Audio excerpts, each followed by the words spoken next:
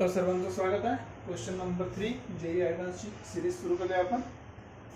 Question खूप simple आहे आणि बस इन्फॉर्मेशनवर लक्ष द्या। इन्फॉर्मेशन काय म्हणते की x इज बिटवीन π/2 टू π। याचा अर्थ काय, कुठल्या क्वाड्रंट मध्ये आहे? सेकंड क्वाड्रंट मध्ये।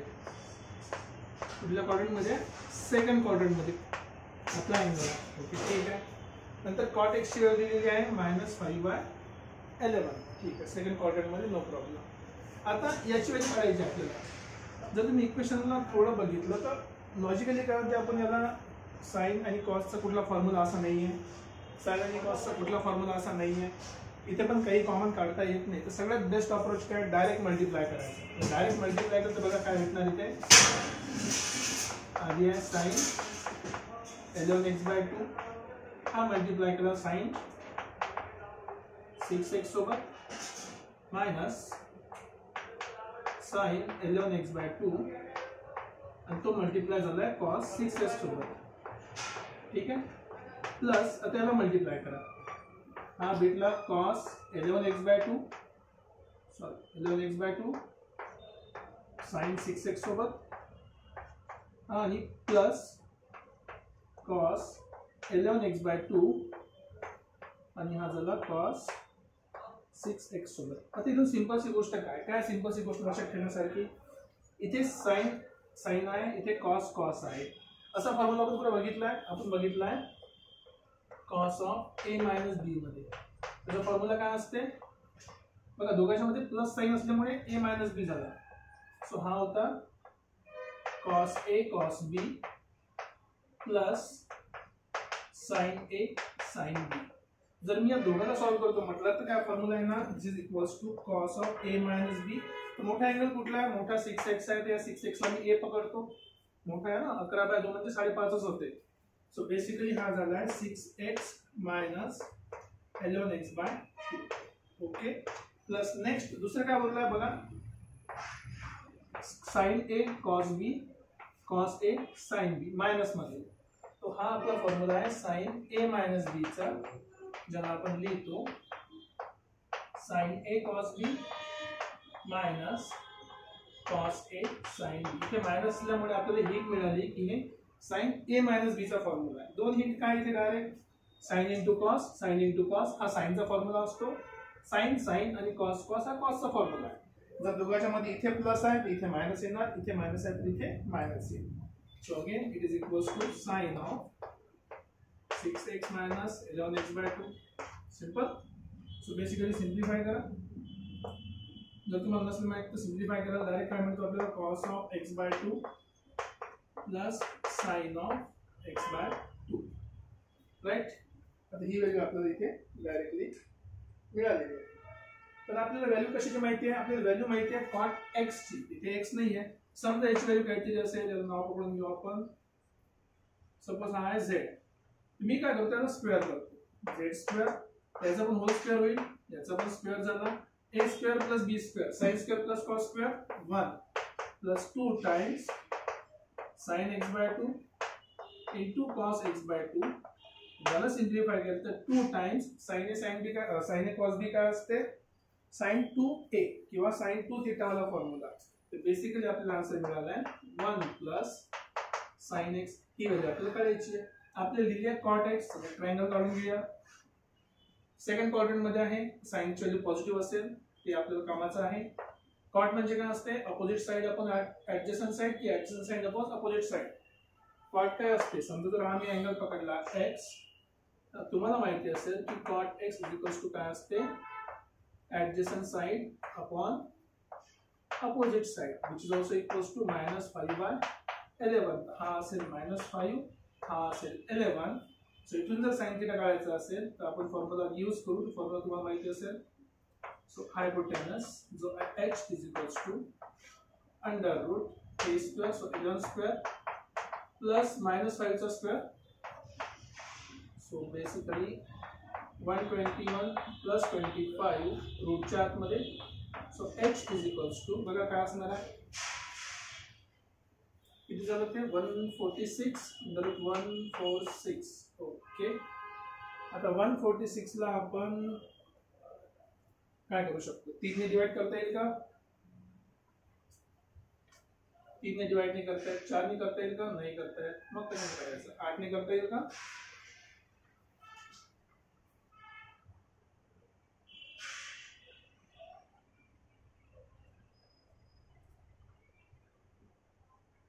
काय करते ना किती झाले? ते चुकलं का? -5 square -11 square 5 square 25. Okay 36 into समजा 3 करतो म्हटलं तर नाही होत. Just second. 146 आहे आपली व्हॅल्यू. हायपोटेनस काढून घेऊया आपण. ओके तर आपलं काम आहे सिम्प्लिफाय करणं. एक काम करू आपण, याला जे जे आहे आपल्याला माहिती आहे आपण ते सॉल्व्ह करू. समजा 2 ने डिवाइड केलं, 2 ने सेपरेट केलं तर काय भेटणार आहे ते? So 2 into 7 into 3 73. 73 तर कशाचं नाही आहे, 73 कशाचाही स्क्वेअर नाही. ओके ठीक आहे, याला असंच ठेवून देऊ. हे झालं आपलं x ची व्हॅल्यू. आपल्याला पाहिजे 1 plus sine x. Sine x ची व्हॅल्यू काय भेटली आता आपल्याला? साइन x ची व्हॅल्यू आहे opposite upon adjacent. So 11 upon under root 2 into 73. Okay let's check. काहीतरी सिम्प्लिफाय नाही होता ना हे. अच्छा ओके बघा, थोडंसं माझ्यामध्ये करेक्शन आहे. माझा जो क्वेश्चन पेपर त्याच्यामध्ये इथे रूट गायब केलेला आहे. इथे रूट 11 पाहिजे होता. सो इथे जर रूट 11 असेल तर ऑब्विसली ही व्हॅल्यू पण रूट 11 असेल. इथे मग रूट 11 चा स्क्वेअर झाला असेल आणि हा झाला 11 plus 25 so which is equals to 36. तर x ची व्हॅल्यू झाली आहे 6. ठीक आहे, माझ्याकडे करेक्शन आहे. माझ्या पेपरमध्ये मिसप्रिंट आहे. रूट 11 पाहिजे तिथे, हा झाला रूट 11. आता साइन x ची व्हॅल्यू तुम्हाला मिळणार. So basically sine x is equals to काय झाला आहे आता इथे किती? हा रूट 11 आहे, रूट 11/6. हे आपला आन्सर आहे साइन एक्स. पण आता टोटली आन्सर किती काढायचं होतं? Z square is equals to 1 plus sine x. आधी आपण काढू z square is equals to 1 plus sine x किती आहे? 11/6. सो हा झाला 6 1 6 आणि 11 6 आणि 11 किती? 17/6 आय गेस.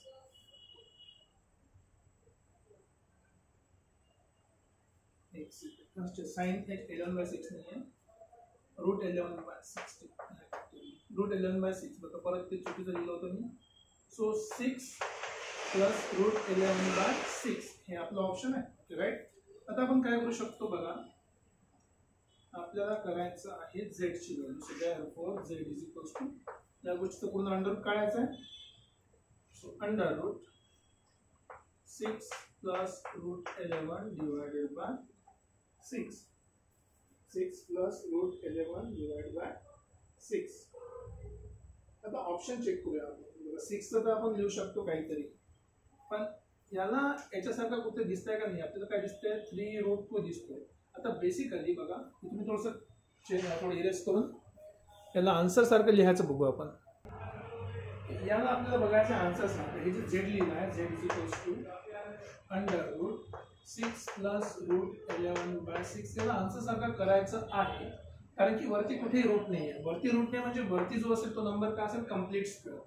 आता कंप्लीट स्क्वेअर करायसाठी समजा हा रूटचा स्क्वेअर तर काय ते सरळ नंबर आहे, म्हणजे दोघांची ॲडिशन 2 हा झाला 2ab आणि हा झाला b. तर मी काय करतो सिम्प्लिफाय करायसाठी बघा फॉर्म्युला असा आहे आपला. कंप्लीट स्क्वेअर करायसाठी a प्लस b चा होल स्क्वेअर पाहिजे, a square plus b square plus 2ab. आता लक्षात ठेवा इथे आपली काय असणार आहे? इथे असणार रूटची व्हॅल्यू रूट 11. इथे आहे का रूट 11? नाही. तर रूट 11 करायसाठी तुम्हाला कंप्लीट स्क्वेअरचा फॉर्म्युला अप्लाय करावा लागेल. कंप्लीट स्क्वेअरचा फॉर्म्युला काय असणार आहे? समजा इथे मी लिहितो 6 plus root 11/2 whole square.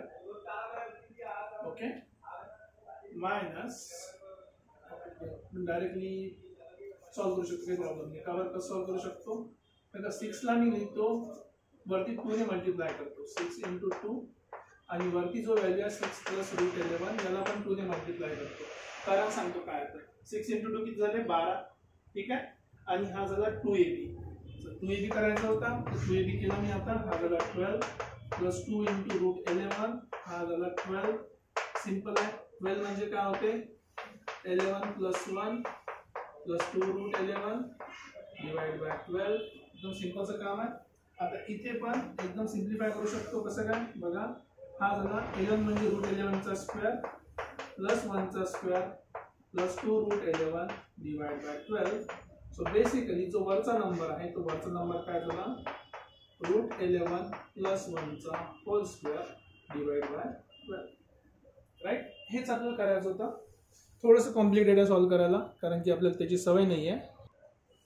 So finally आपण काय म्हणू शकतो, वरचा स्क्वेअर गेलाय, वरचा स्क्वेअर गेला तर हा झाला √11 + 1 आणि √12 म्हणजे काय होते 4 × 3. सो 4चा रूट काढला तर 2 निघाला, 2√3. हे आपला आन्सर आहे. √11 + 1 2√3. So basically option number 2 is the correct answer. Right. Question solution खूप सोपं होतं, फक्त जे कन्व्हर्जन आहे ते कन्व्हर्जन मध्ये थोडा आपला इश्यू होता. तर तुम्ही बघू शकता क्वेश्चन आपण सॉल्व्ह केलेला आहे. काही डाऊट असेल तुम्ही कमेंट सेक्शनमध्ये लिहू शकता. माझ्याकडे असलेल्या मिसप्रिंटमुळे क्वेश्चनला थोडासा वेळ लागला, त्याबद्दल मी सगळ्यांची माफी मागतो. भेटूया परत पुढच्या लेक्चरमध्ये पुढच्या क्वेश्चनसोबत.